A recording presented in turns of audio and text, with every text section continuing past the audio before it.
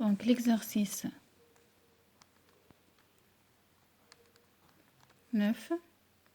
Donc, on a x,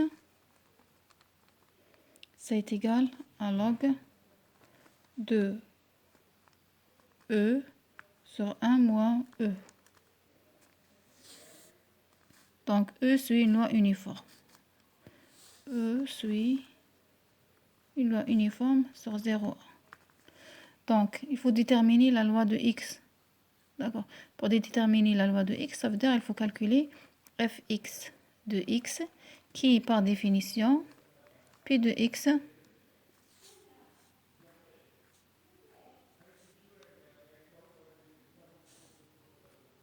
qui par définition fx de x, ça est égal à p de x inférieur ou égal à x. Donc, pour nous, le x, c'est quoi? C'est tout ça.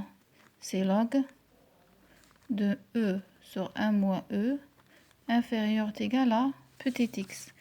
Donc, pour enlever le log, il faut passer à l'exponentiel.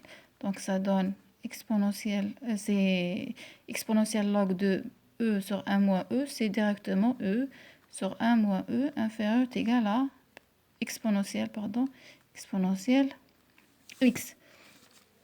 Donc après, à la fin, on trouve ça est égal à p de e inférieur est égal à exponentiel x sur 1 plus exponentiel x. Et ça, c'est fe de exponentiel x sur 1 plus exponentiel x. Donc, pour passer la loi, ça veut dire qu'il faut calculer la fonction, ça c'est la fonction de répartition, il faut calculer f x de x, la fonction densité. La fonction densité, c'est la dérivée de la fonction, c'est la dérivée de la fonction de répartition. Et puisque mu suit une loi uniforme sur 0,1, donc ça est égal à exponentiel x sur 1 plus exponentiel x directement. Donc ça est égal à la dérivée de exponentiel x sur 1 plus exponentiel x. La dérivée. Ou bien vous pouvez enlever, faire sortir le x en facteur, faire sortir le x en facteur, donc ça donne l'exponentiel x en facteur, donc vous pouvez mettre ça, est égal à 1 plus exponentiel moins x.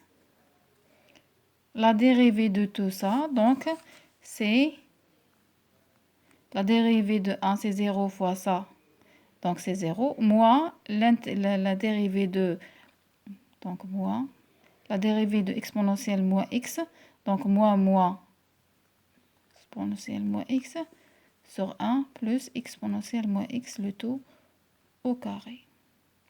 Et qui donne exponentiel x sur 1 plus exponentiel moins x, le tout au carré. Donc, et tout le reste des exercices, c'est le même principe.